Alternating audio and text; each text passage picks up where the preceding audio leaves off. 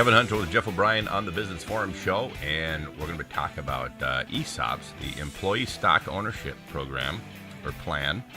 And ESOP is actually becoming more and more popular these days, and I've run into a number of some pretty large companies that have gone through the ESOP process. So give us a general framework for what an ESOP is for our listenership. Well, first of all, ESOP means Employee Stock Ownership Plan. And there's a variety of uses for them. They probably aren't utilized as much as they could be. Mm-hmm. They're increasing in use, but they're still underutilized, in my opinion. Sure. What happens is the company sets up a trust fund that buys shares of the company's stock. Mm-hmm. And, of course, the employees are the beneficiaries of the trust. Mm-hmm. And so sometimes they're structured so that, the shares that you're entitled to could be based on years of service, on your salary with the company, what have you. And so if you leave, then you get bought out, so you get some additional money, so you get that employee, like kind of an employee benefit. Mm-hmm. But a lot of times what they're being used for is succession planning.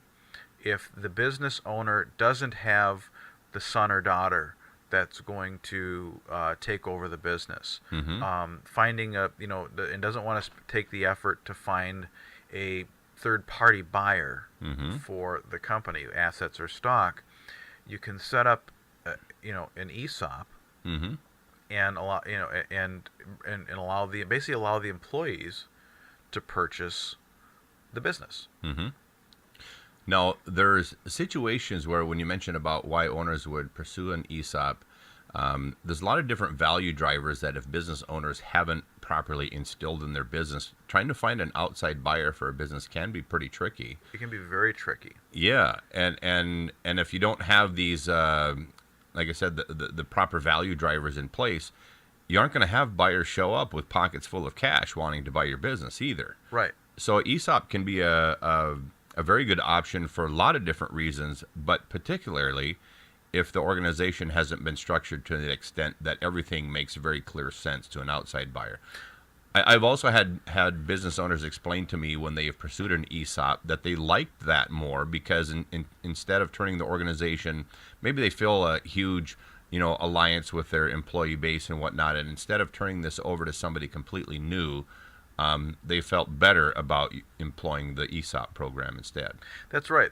I mean, not like you said, not every business is attractive to an outside buyer. Mm-hmm. Take it might be a bar or restaurant in some area, may be of interest in that area, but that doesn't mean that you're necessarily going to have, The folks that buy up bars and restaurants are usually larger groups that are coming in to maybe create a chain or to do something else. Mm-hmm. But the employees of the bar or restaurant may have a strong interest in continuing to work there, continuing to service the customers, and they want to step up and own it. Maybe mm-hmm. they know enough to be able to own it. You get those situations where maybe the owner isn't on site and the employees have essentially been running it. Mm-hmm. They may be wanting to step up and do this, and it's not and if you you can sell the business to employees without having an ESOP, but that requires that they have to go out and get bank financing. Mm-hmm. All this stuff. This is in a way.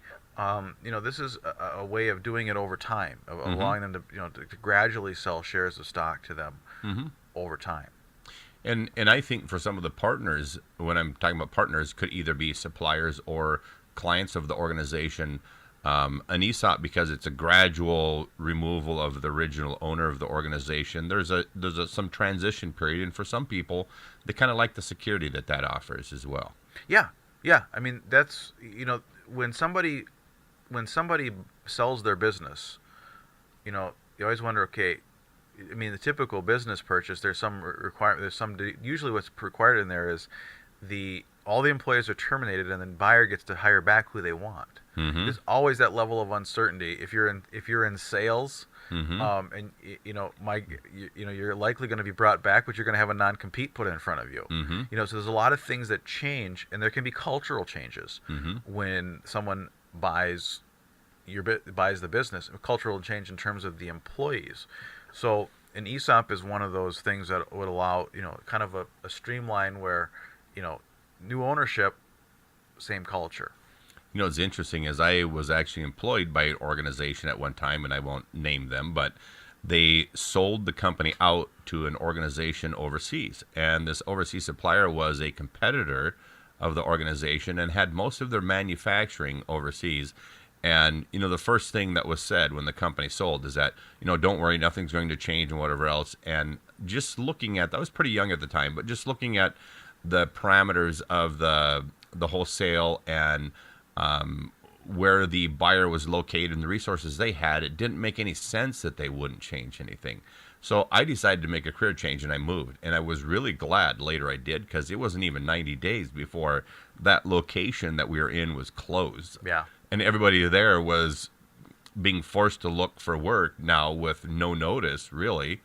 And I was just glad that I took action right away and moved. Yeah, normally when a new buyer says that nothing's going to change, it usually means a lot's going to change. It's one of those red flags. Yeah, corporate speak. Yes. It's kind of like when the government says, we're here to help you. Yes, exactly.